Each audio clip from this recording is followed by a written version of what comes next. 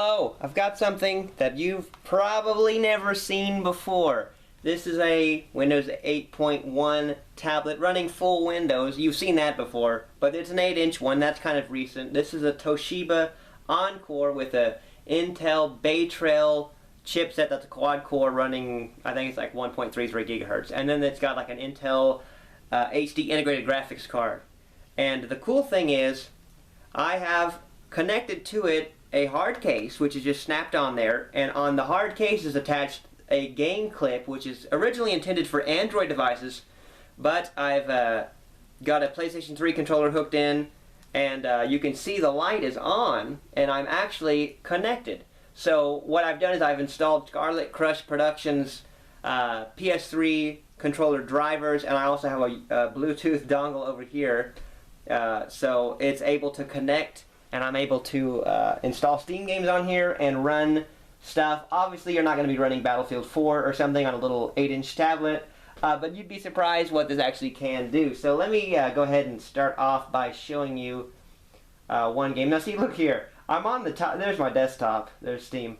I'm on the tiles here, and I've got shortcuts to all these Steam games I have installed on this micro SD card. So that's kind of a cool way to kind of avoid the desktop if you wanted to, but it's perfectly usable in a tablet atmosphere as well. You just got to kind of fool with it a little bit. But anyways, I'm going to show you Burnout Paradise, the Ultimate Box, running on this. Now that's a little bit of an older game, but even still, you know, really cool game, and it's very interesting to see that being played on something like this, and it's very usable. As it's loading here, I'll show you, this thing is stinking sturdy.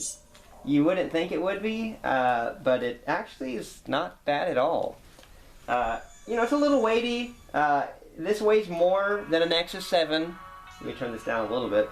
It weighs more than an Nexus 7, but only by a few ounces. So it's not a huge deal. You can see, it has Xbox 360 buttons. The computer thinks that this controller right now is a 360 controller.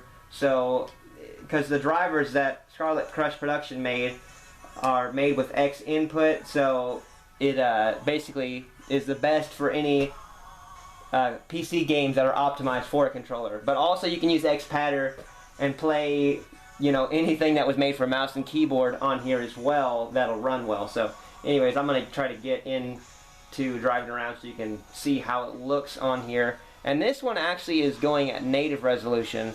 A lot of games won't really run smoothly unless you turn the graphics way down, if they run at all. Like for instance, Batman Arkham Asylum runs awesome on here, but you have to turn the resolution way down. You can stretch it out with a whole screen, which is what I like to do, but if you're a purist, I mean, you can keep it with the borders. But anyways, sorry. Here we go. So here I am, I'm steering the car, and I'm connected here. I'm wireless, and I'm able to hold up the tablet with the controller, and every button is working. I'm using the joystick, I'm using the trigger to you know, accelerate, and I got X map as A, so it's boost. So it's just a fun and awesome little experience for a portable, you know, machine for playing games on. So this is really a cool thing. I've never seen anybody on YouTube do something like this yet.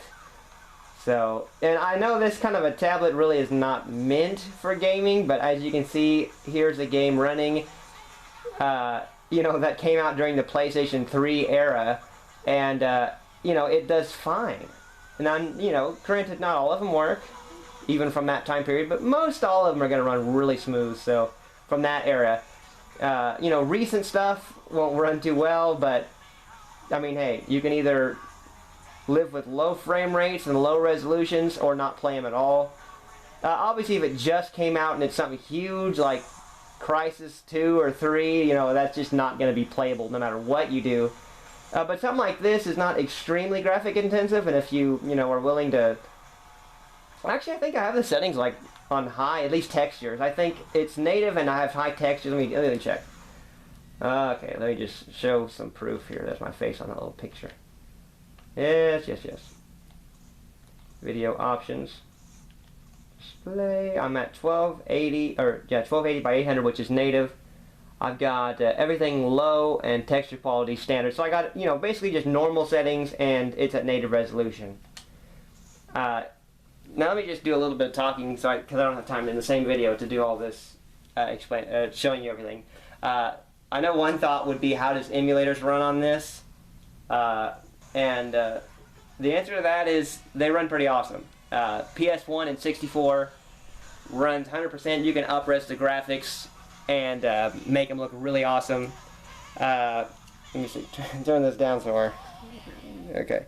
You can up-res the graphics, make them look really pretty. And anything older, that's an emulator, runs awesome. What do you think? Dolphin is not really doable on this. I mean, you can try. It's just too hard for this poor thing to do.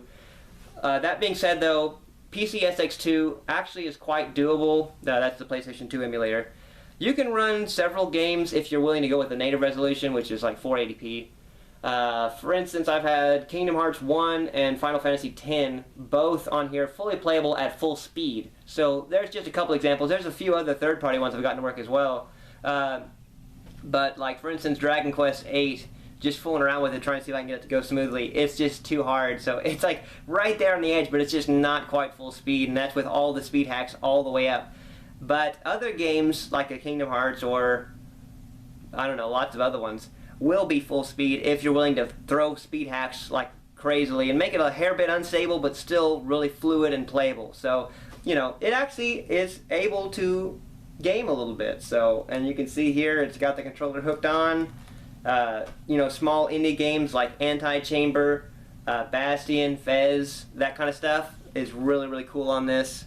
And it does emulators good. So, I mean, it's cool. Never seen anybody do it before, so I thought I would show a cool video on it. So, thanks, guys.